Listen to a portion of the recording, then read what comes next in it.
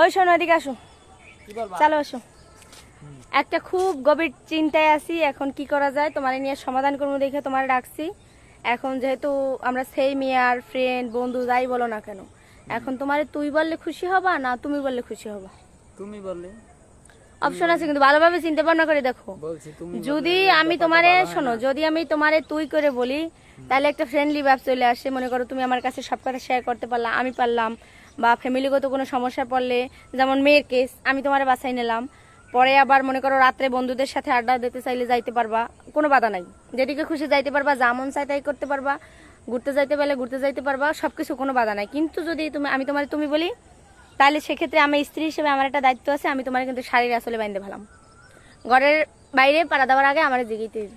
এখন তুমি তোমার কাছে দুইটা অপশন, হয় তুমি নয় তুই, কি করবা আমার চিন্তা ভাবনা করে বলো।